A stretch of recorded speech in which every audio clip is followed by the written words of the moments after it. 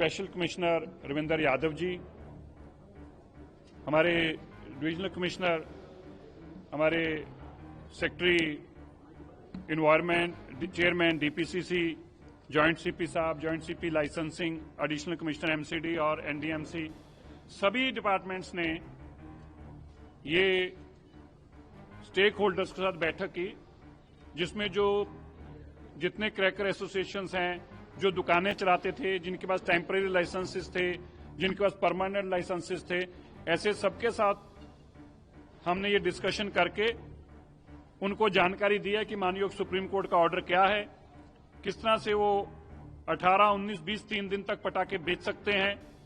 इसके लिए green crackers होंगे, उनके ऊपर क्यूआर कोड होगा, वो क्यूआर कोड जो है कंपनी जनरेट करके देगी, और उन सब के लिए टेम्परेरी लाइसेंसेस कैसे मिलेंगे, कौन सी डेजिग्नेटेड प्लेसेस होंगी, जो पुराने लाइसेंसेस हैं वो सारे के सारे रिन्यू माने जाएंगे, जो माननीय सुप्रीम कोर्ट ने अपने ऑर्डर में कहा है, और पैसों और उस पे नीरी पे ये रजिस्टर होने चाहिए, कंपनीज वही आके पटाखे दे सकती हैं।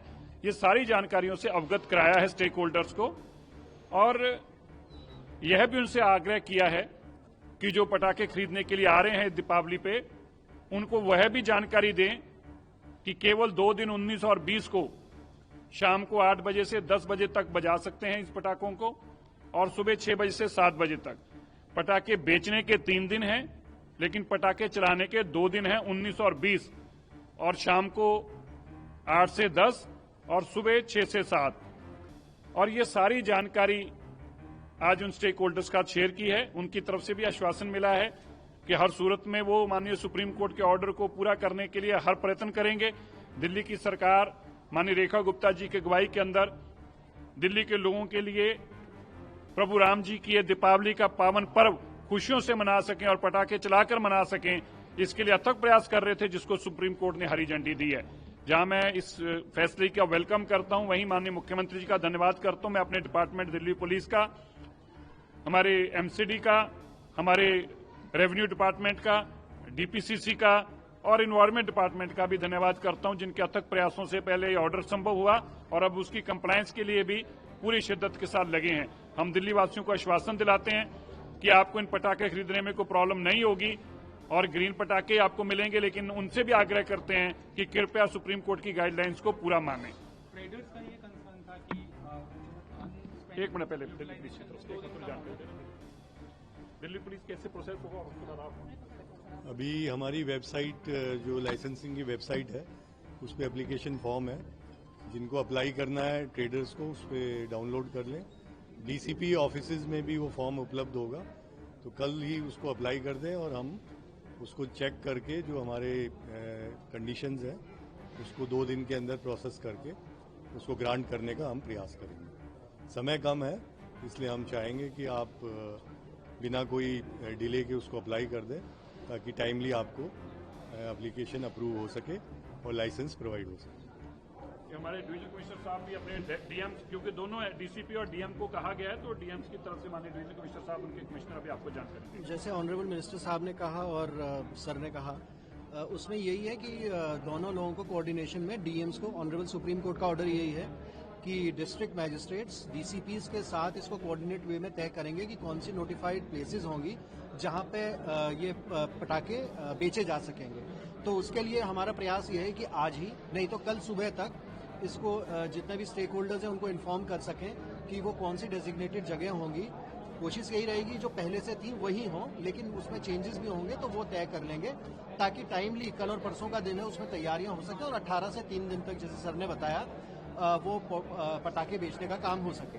साथ में दूसरा ये भी है कि इसमें ऑनरेबल सुप्रीम कोर्ट की जो डायरेक्शन है कि इसकी मॉनिटरिंग भी होगी, इसका इंस्पेक्शन भी होगा कि हमारे जो ऑर्डर हैं सुप्रीम कोर्ट के उनका इम्प्लीमेंटेशन हो रहा है, कोई वायलेशन नहीं हो रहा है। तो उसमें भी रेवेन्यू की, पुलिस की, डीपीसीसी की कंबाइंड टीम लगातार फंक्शन करेगी, फील्ड में रहेगी और इस बात को देखेगी कि ऑनरेबल सुप्रीम कोर्ट का जो भी डायरेक्शंस हैं उनका पूरा पालन। Thank you. ठीक है जी, ठीक है जी।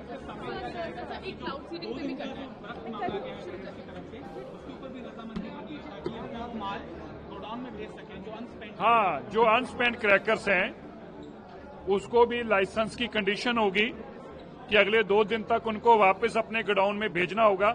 वो दिल्ली में स्टोरेज भी नहीं कर सकेंगे। उसके लिए उनको 2 दिन का टाइम दिल्ली पुलिस और जो दिल्ली सरकार देगी, ताकि अनस्पेंड जो उनका क्रैकर्स हैं वो वापस उनके गोडाउन्स में दिल्ली से बाहर जा सके। दिल्ली के अंदर पुअर कैटेगरी में आ गया है सर AQI, लगातार ये एक चैलेंज बना हुआ है। ऐसे में क्या क्लाउड सीडिंग को लेकर सरकार जी, क्लाउड सीडिंग कर आइए,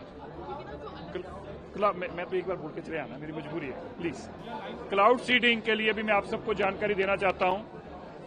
हमारा जो क्लाउड सीडिंग के लिए सेस्ना एयरक्राफ्ट है वो पिछले 3 दिन से ट्रायल में है। ऑलरेडी वो ट्रायल कंडक्ट कर चुका है, ड्राई ट्रायल, जिसमें उस इलाके से पूरा वाकिफ होना, उस प्लेन में जिस इलाके में क्लाउड सीडिंग होनी है, स्वाय ब्लास्टिंग के बाकी सब कुछ अपना प्रोसेस को 2 बार कंप्लीट कर चुका है। ये जहाज, क्योंकि जो मिनिस्ट्री ऑफ जो इन्वायरमेंट के साथ साथ ये कुछ डायरेक्शंस थी जिसको हमने फॉलो करना था, उसमें सिविल एविएशन की तरफ से भी ये कहा गया था कि प्लेन से वाकिफ होना चाहिए और एरिया से वाकिफ होना चाहिए, इसलिए उसकी ड्राई ट्रायल करनी जरूरी थी। अब केवल और केवल ब्लास्टिंग के लिए इंतजार किया जा रहा है।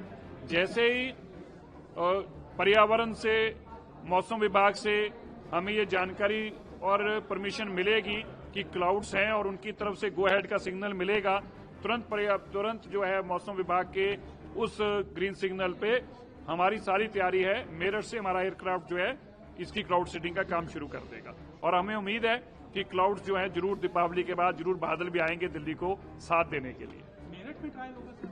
मेरठ से एयरक्राफ्ट टेक ऑफ होगा, टेक ऑफ आएगा दिल्ली? आ ही रहा है रोज। बता तो दिया कि ड्राई ट्रायल ऑलरेडी कर चुका है। एयरक्राफ्ट जो है उस एरिया से वाकिफ हो रहा है, जहां जहां उसको ट्रायल करनी है उसके लिए ऑलरेडी कर रहा है।